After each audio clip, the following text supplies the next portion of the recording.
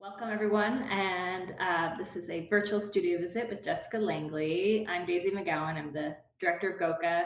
Jessica, thank you so much for agreeing to do this with us. Yeah, thanks for having me. We're excited to get some insight into your studio and your process today. At GOCA, we're trying to figure out ways to connect and support artists right now. And so we came up with a series where we're offering some modest funding and hopefully a platform to connect and share out what you're doing in a meaningful way. And so this is being recorded, and then we'll be sharing this on our social media and everywhere else we can get the word out. So it's really just meant as a informal conversation and some, peek in. The studio visit is such an intimate process. Usually, it's between maybe a curator or a collector or artist and artist. And it's sort of your, it's your working space, but it's also can be a vulnerable space. So I really want to say thank you for opening it up in this way, and bringing the virtual world in this way. It means a lot. Well, thanks. It's been a while since I've had a studio visit, so it's actually nice to kind of like think about sharing what I've been working on in a more formal way, I guess, but or more official way. Yeah. Yeah, I'm glad that hopefully it offers a good opportunity for that. It feels meaningful for you.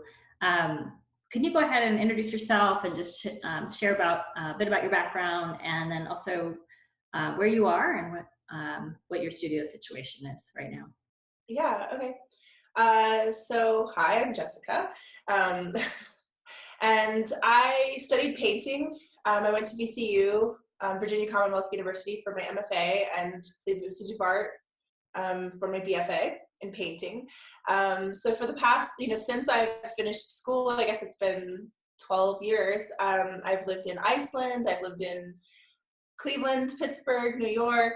And then right before moving to Colorado Springs, we were in Berlin. Um, and so now I'm based in Colorado Springs, and my studio is in my garage, which we have, put up drywall and sort of retrofitted it to be functional as a studio. It looks great. It looks great. Thanks. Yeah. We, installed a slop sink and built a giant table in here and put up shelves and everything. So it's pretty functional for me, but I can always use a bigger space. So that's one of the tough things about working in your home too, is like it's like a domestic size, and then also like snacks are just right through the door. So Sure, in the kitchen, but yeah. it's a warm space, right? Because we had a wild temperature drop here of a low of 7 degrees, back up to a high in the 50s, and then it's going to snow again tomorrow. So does it stay pretty constant in your studio space?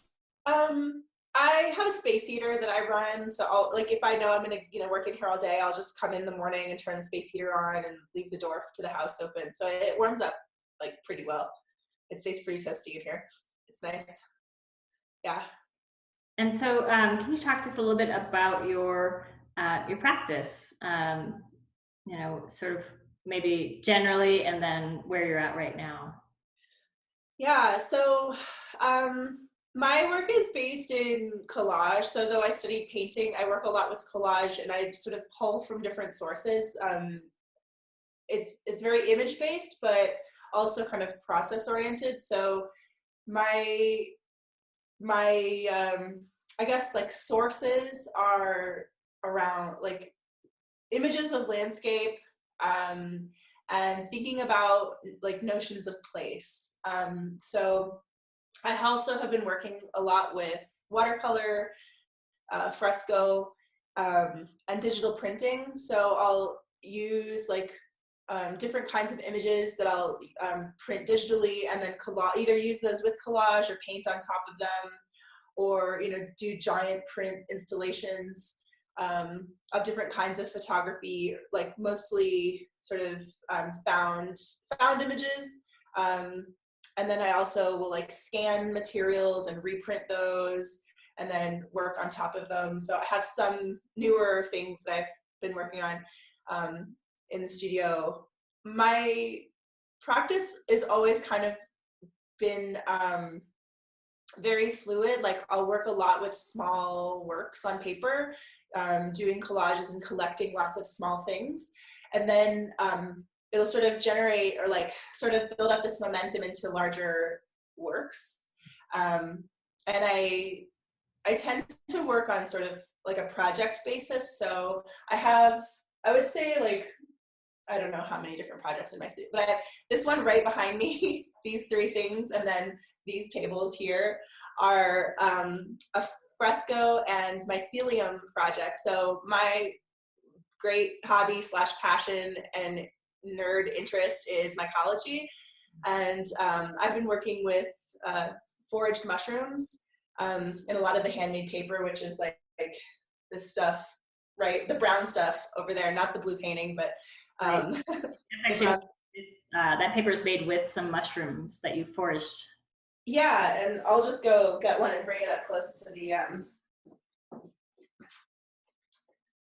camera. So yeah, this is handmade paper from foraged mushrooms that I'm drawing, painting on top of. And so I've been working a lot with handmade paper and casting it. You can see this sort of, well, it's off screen. Let me tilt the,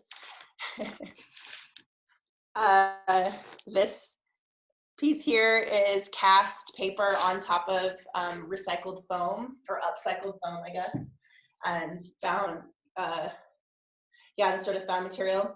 Yeah, I find that series interesting. You showed some of those at GOCA in the Ent Center for the Arts location a year ago, and so you're casting them on that very sort of industrial material, but then you're actually leaving the substrate on there, the cast surface or substrate basically. Yeah. Yeah. So it's like a really sort of honest in a way that you don't see a lot of casting. You see the the shell or the negative, but you don't see the positive included. Yeah. Well, I have a small piece on my desk right here, but this is like a tiny little scrap that I was messing around with. And so, yeah, I was really interested in just like this combination of materials, like this super sort of synthetic texture and color, juxtaposed to this like very raw, very pure material. And then also just the strange kind of foam pieces, like they're all sort of left over from building projects or whatever, and I like them sort of like existing with like the textures that kind of just come with them. Like it is really garbage, and they're found, and so they kind of offer a constraint as far as the shape. They're sort of cast off from a project. You're not necessarily going out and choosing a shape and cutting them. You're really responding to the found cast, the foam basically. Yeah, exactly. Yeah. So I've been collecting those pieces because, for one, it's sort of a metaphorical like relationship. I mean, there's a lot of research in mycology towards mycoremediation and using mushrooms to remediate soil or remediate water, to pull oil from the earth, to break down materials that just sit in landfills. So oyster mushrooms and certain other species can actually like eat this kind of styrofoam and break it down really quickly. So because it's basically like petroleum based, right? It's like plastic. So these are kind of different where I'm actually creating my own substrate. So I'm growing the mycelium into a shape, and I'll show you this is like so this is the back side of it, but you can see how the mycelium, it's grown on hemp fiber. And so I'm working with fresco on top of these. This is like the first layer that you have to put down, and I wanted to experiment with this this process of growing your own substrate, kind of like making your own paper, and how, you know, artists can really solve problems differently, I think. And I know that consumer activism isn't like practical and not effective, but I think that if we can all start actually thinking about like how we can maybe create our own material in a much more sustainable way, and using things like recycled material or growing our own from natural objects, instead of, you know, me spending, you know, thousands of dollars, hundreds of dollars on, you know, brand new styrofoam or whatever it is. Right. You know, I would rather be able to have more control over the form. And then also it's totally biodegradable. So when my art career tanks after the COVID economy collapses, you know, just send it back to the earth. Well, it's something that, you know, a lot of artists, you know, have been thinking about, is sort of the holistic approach to your practice, which it sounds like you're really intentional every step of the way. And even thinking about after you produce the art, you know, what is left, what are you putting out in the world? And there are certainly many forms of artistic practice that generate a lot of waste. And, you know, having worked in the arts for about 2 decades, I've seen, you know, a lot of efforts to green things and move that way. But really at the core of it, you know, there's a ton of petroleum, plastic, there's just a ton of,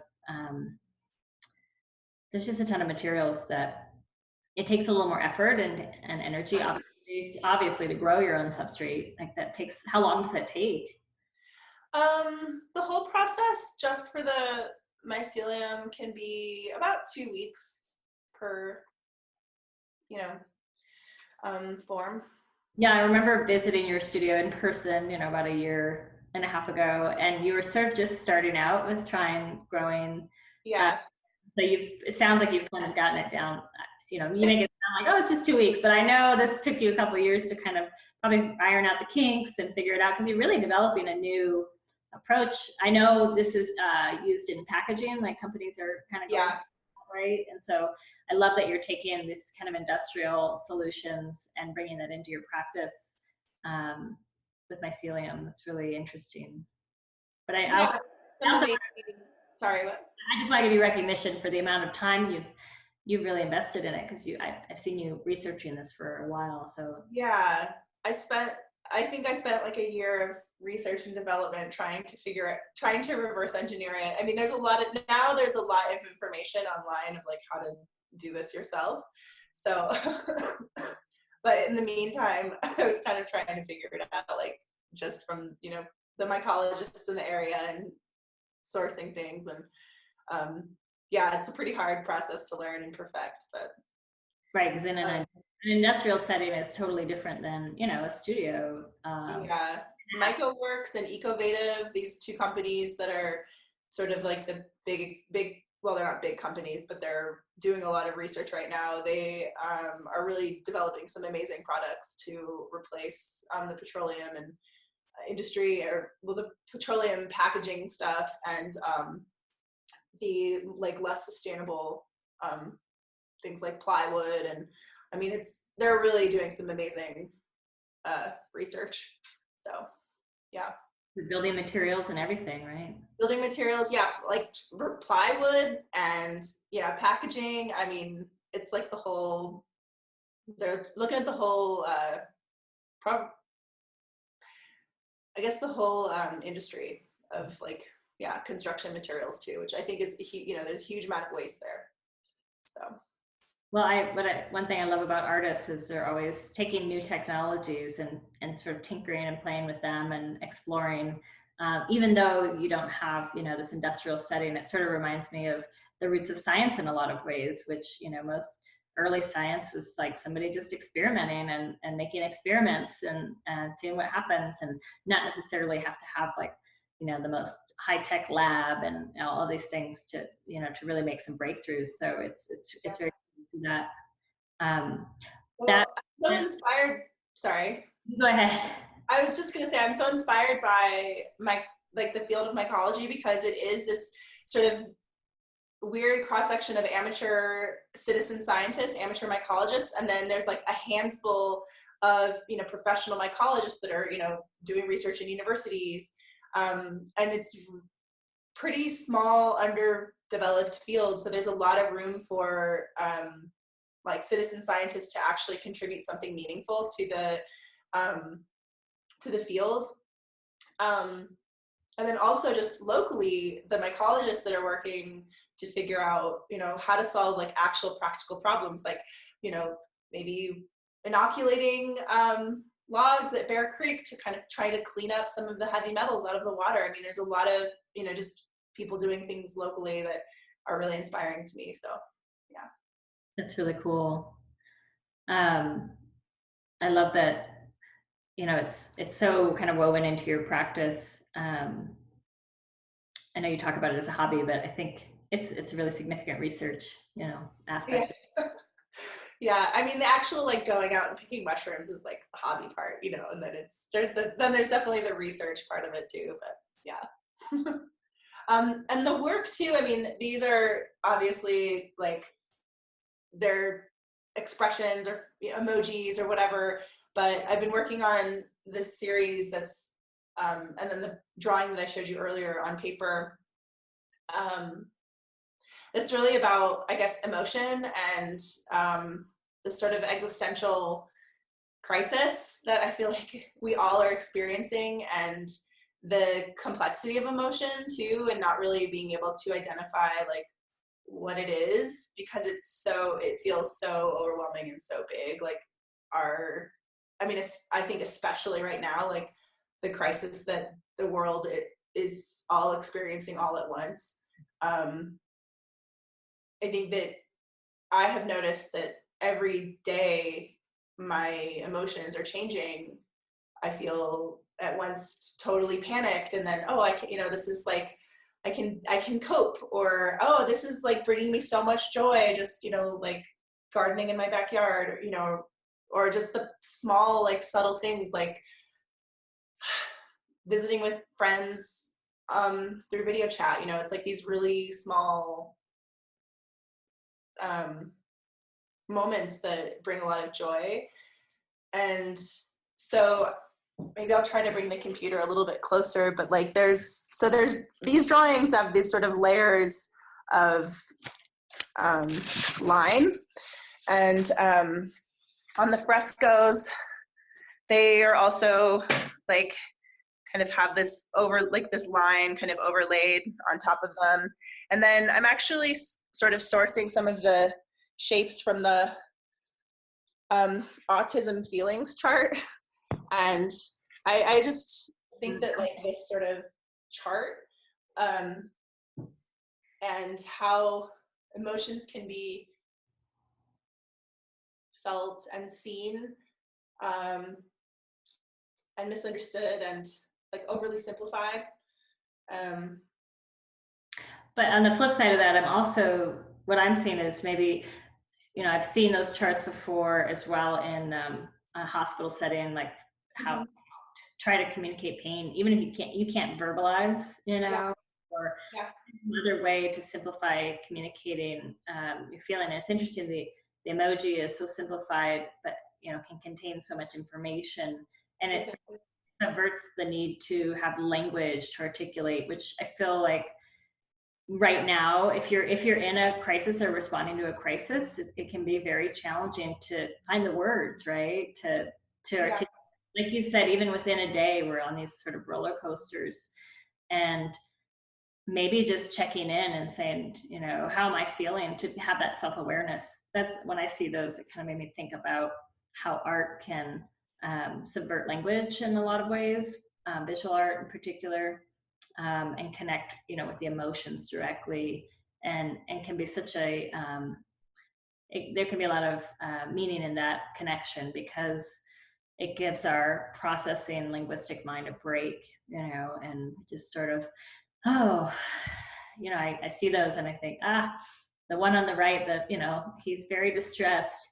I'm putting that gender onto him, but I don't know, the emoji is very distressed, and maybe by seeing that and reflecting that back, I can let go of that feeling, you know, a little bit, and then say, okay, I can come back to the middle, or maybe I can come back up. And but for us to be able to acknowledge that, anyways, that's what some of what I was pulling out of that very simplified visual language. Yeah, no, I think that's very well said. And yeah, I think there's something about like all of my work that's very, it feels very simple, but I think that it is also kind of dealing with more complex, like emotional relationships that are a little bit more sensorial, or having to do with touch or color. And your material like, like that, right? Like you're using the handmade paper, which has so much texture.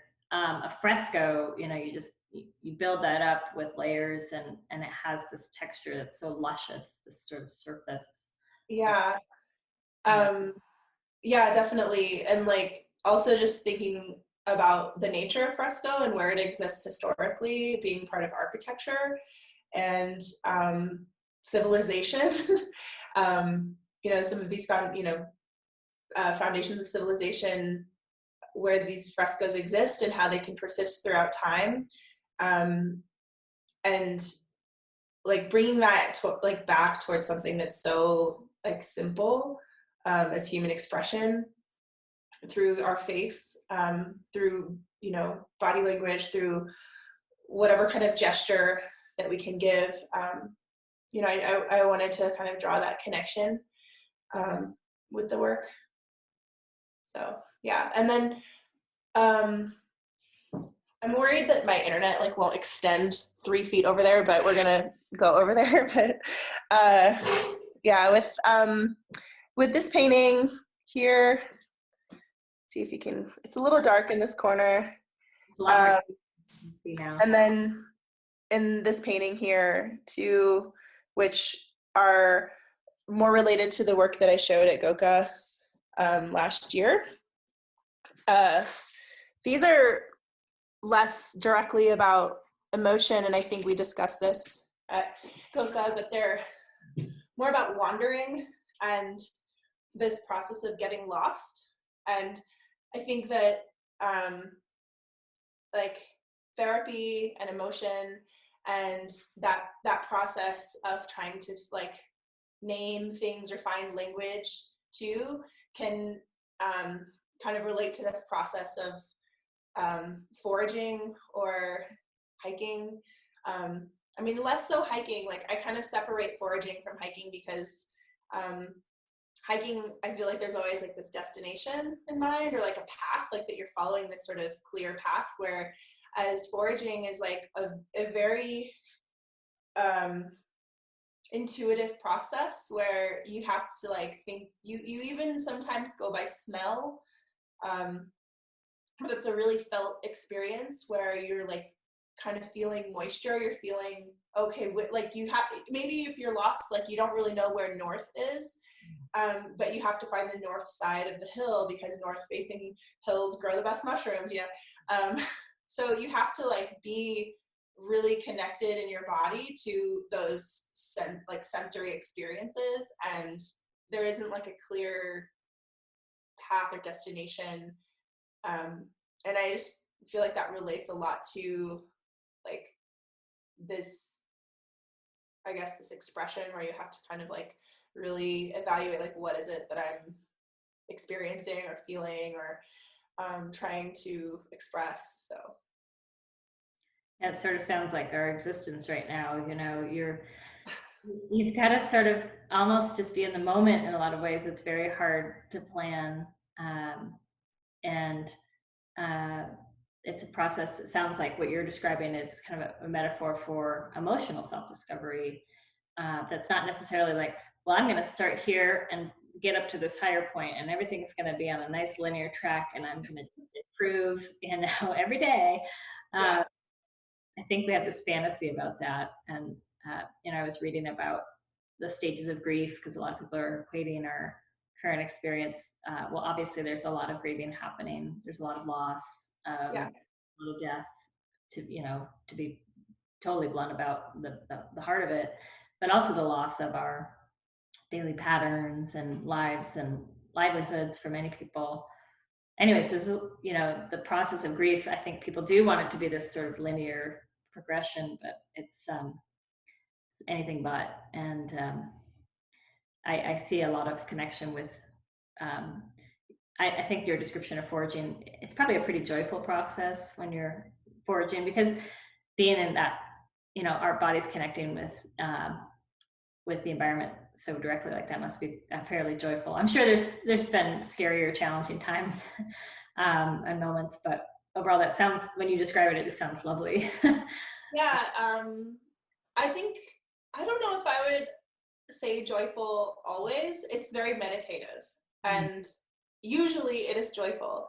Sometimes it depends on, you know, what's happening, but like I have tripped and fallen onto hives of wasps before and run screaming through the woods. So it doesn't always end in like pure joy, but yeah, that's really a fantasy I'm projecting onto it. Like you're out in nature, like anything could happen, right? And yeah, and you're I've been lost too, where like panic sets in and you just start screaming for like anybody around, you know. And you typically do that with groups, right? Because there's more safety, sort of. Yeah.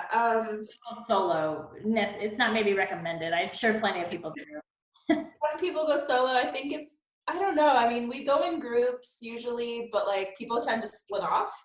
I really like being solitary because I don't want to hear chatter when I'm there. I just want to be quiet and like, you know, hear the leaves crunch under my feet. So I think it just depends on the person. Like people feel safer if they have a group and a buddy, and there's obviously like safety issues of going into the mountains or into the woods by yourself. So, you know, you can encounter wild animals, or if you know, accidentally trip and fall, like it's, you know, accidents happen. So I'm not so afraid of those things happening, and I take precautions when I go alone, but I don't like to be like out of earshot of someone. So like usually I go with my partner, and he's very, you know, he'll like go off and he's really confident that he always knows where he is in the woods. I'm like more confident in a city. Like I can deal with, if I have you know, reference points or whatever, I can know like, okay, that's north and that's west and everything. But in the woods, I just feel so turned around and I don't necessarily know where I am all the time. So for a long time when I moved to Colorado, I would say that the woods and the wild spaces really stressed me out. I was much more comfortable navigating the city because I knew what I was up against. Yeah. Now that I've been here a while, you know, what you're describing sounds, maybe that's where I came up with joyful. It sounds really lovely to me, but the truth is, you know, you're still you're navigating the environment. It also made me think of the process of creating in a studio. You know, you talked about solitude and being able to stop the chatter and just sort of be in the moment and really taking in what's around you. And, you know, as I'm an artist myself, and I know sometimes when I get into a flow state with process, you know, especially with materials and, you know, or just that point where you kind of let go of the chatter in your head and you're really present with the work. Do you find some parallels with that, with, you know, with foraging? I find that it's so much easier to end the chatter when I'm in the woods. In the studio, I think there's a lot of other kinds of stress and pressure to, you know, continue making all the time.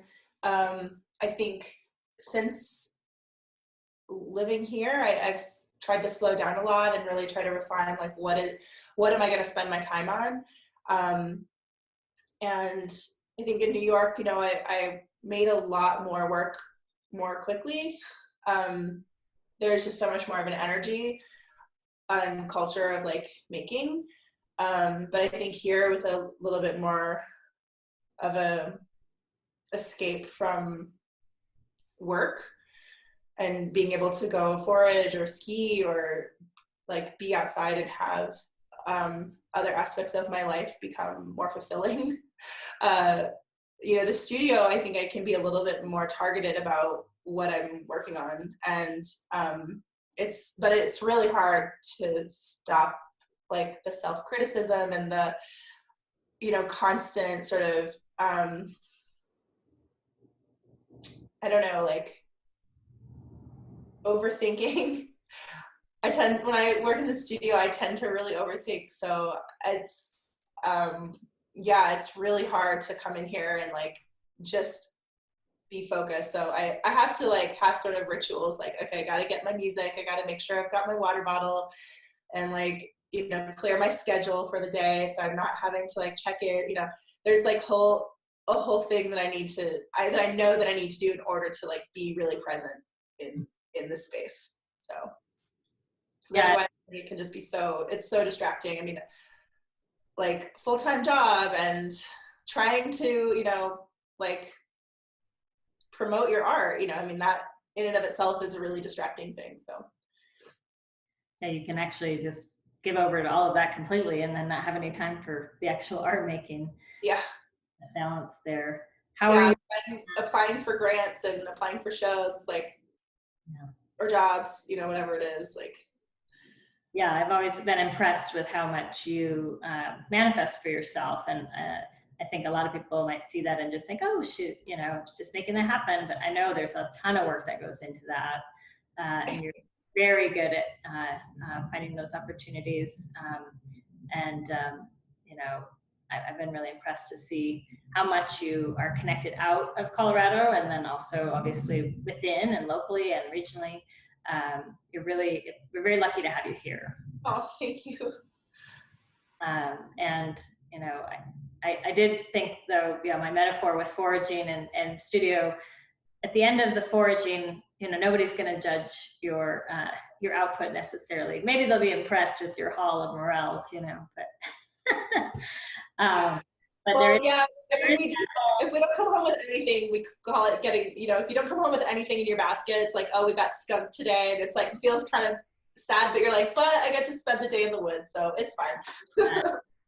But there's that other point of making art, which is to share it, to put it out in the world, to, offer it out for connection with others, to see if they find that point of connection, to talk about it like we're doing, and so yeah. I was really hoping to just kind of offer some point of connection with this series, because I know with isolation that must be really hard. Like, sort of, do you have anything coming up that you're kind of working towards that's maybe put on hold, or are you just sort of, Well, I'm not really certain. I have a solo show coming up at Lump Gallery in Raleigh, North Carolina, and it was supposed to open in June.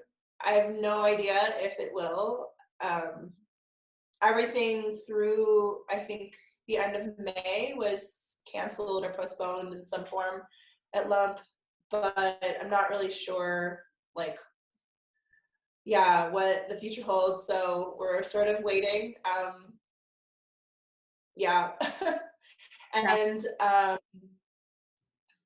that was like something I've been working towards for a while now, like kind of building up a body of work to send there. And it's difficult to figure out, like, okay, well, maybe I don't have a solo show coming up right now. So I just have all the, I mean, I generate a lot of work regardless of whether I have shows, but having a place to exhibit it or show it, I think makes it feel like it can culminate in something, like where you get to see it come together in a neutral space that's not your, right next to your kitchen. Yeah, I think that's important. The, like, sort of that pressure of kind of coalescing, your ideas in a space, like you said, and bringing an audience in to, or people in to connect with it and talk about it, engage with it. I think that's one of the hardest things I've heard from a lot of artists is,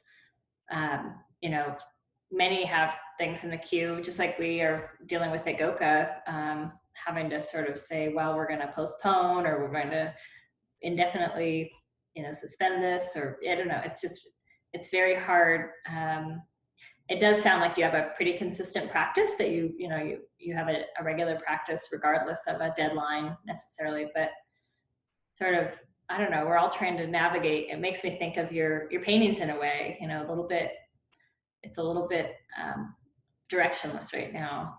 And we just kind of be okay with that because we have no control over it. Yeah, it's it's really hard. Well, along those lines, I'm curious if you want to talk a little bit about, sort of one part of this series is getting out the word that, artists could use support in a lot of different ways. And so I'm curious your thoughts, not just, monetary and studio space. Obviously, those are really critical sort of basic needs.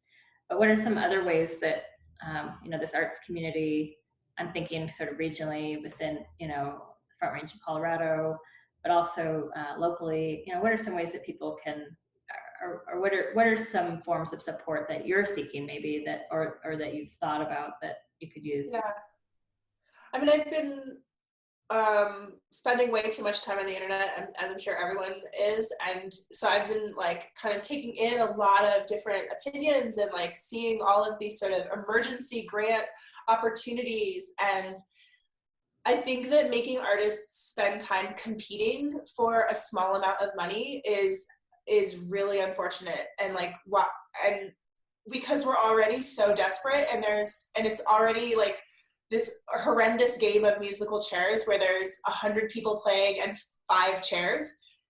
I think that creating more competition in a situation where it's like a total crisis mode is not helpful. Because we don't have the energy to like look through our portfolio of things, and I find that to be I don't know, really frustrating, I guess. So I think that I saw one person post on Facebook like, hey, I'm available for artist like visiting artist lecture. I can come in via Zoom. And I think things like this where it's something that I can do. It takes time, but I can give my time for it, and I get compensated for that. I think sharing work in the form of studio visits, in the form of visiting artist lectures and classes and classrooms, and those, I know that those require funding, but I think that that's a really wonderful opportunity, and something I'm looking into myself right now is like how I could use funds from my classroom and allocate that to artists in my community to do visiting lectures. That's a great idea. Yeah. And I think there's just something that's like a little bit more sustainable, where it's not just like a one-time, this whole idea that like we're all getting this somehow stimulus package and it's not even going to cover rent for 1 month or mortgage for 1 month.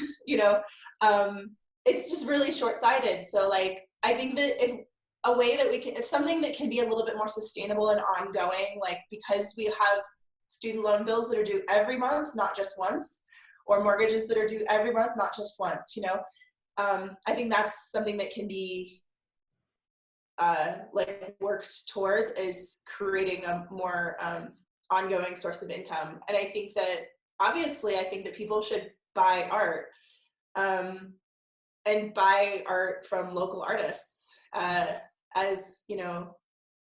just a way, like if we think of us as small businesses, it's the same thing. Like everybody's buying, spending $200 a month on takeout. Or not everybody, but like people who can afford to spend $200 a month on takeout are probably spending something like that, on to-go cocktails, and they're trying to support local businesses. But like artists are also local businesses. So we rely on freelance, we rely on gigs, we rely on art sales. And I think if people can kind of change their thinking about like this art as a precious object, which it is, but it's also, a product that we're producing, and the hopes that people will want to own it. And I don't know, those are just some of the things I've been thinking about. But I'm really uncomfortable right now fundraising. We fundraise for 100% of our program, but where it helps me is what we do with those funds is we give them to artists. And there are so few, especially in Colorado, there are very few direct to artist grants. They always have to go through an institution, kind of the way the state is set up, whereas some other places are, they'll directly bring that funding to artists. But I think, you're framing it as well as a small business is absolutely right. Artists and the arts infuse so much into the economy. And one thing I'll reflect as well with collecting art is it's such a radical act of empathy as well to bring, an artist's work into your home, into your setting, into your collection, because then you're sort of, you're really living with it. And so it's just like, you might get a lot out of, like you said, some takeout, and supporting the restaurants is important. But I think for some of what people are spending on food and other sort of conveniences right now, they could be bringing direct support to artists. Maybe one of those, maybe I hear what you're saying about the competition part of it, like making artists compete for crumbs almost, like, and then what about if, what's the psychological impact of competing and then not, being selected? And again, like, obviously artists are used to that. I think many artists have a thick skin. You apply. I know you are particularly active and you apply to a lot of opportunities, and you don't get everyone, I'm sure. I get so many rejections. This is rejection season, actually. Oh, really? So we're in the midst of rejection season. So if you see an artist, hug them, or I guess, if you know of an artist, send them a message like, hey, rooting for you. You're doing a great job. Love your work. This is the time. Pretty much. Yeah. Sorry? This is the time of year when a lot of artists are applying for like residencies and opportunities, teaching. Well, it's when we're hearing back from a lot of residencies and opportunities and jobs. So you apply like in the fall and winter, and then you hear back in the spring, and it's just rejection season. So. And I know there's sort of these memes out there, like the more rejections you have, you should be proud of that, because that means you're really putting yourself out there. Yeah. Right? Like, I think so. Like, I got 100 rejections this year. Yes, I'm really doing it. Yeah. And you just like operate on this level of hope, but I'm sure on top of the psychological pressure that's going on right now, it's especially hard. So that's a good insight as well. Like, I don't think a lot of people know that in the spring, all these sort of notifications are going out, and things that you got your hopes up for or were hoping to make happen. And then on top of that, opportunities that you do have lined up are maybe being put into limbo, like your show in North Carolina. So definitely offering a lot of virtual hugs and support myself. And I hope everybody warm hugs and embraces from a distance. So, well, I'm going to go ahead and wrap this up. We're excited to share this out. We'll include your website. People can find out more ways to connect with you. But I just want to say thank you so much for your time. Thank you, Daisy.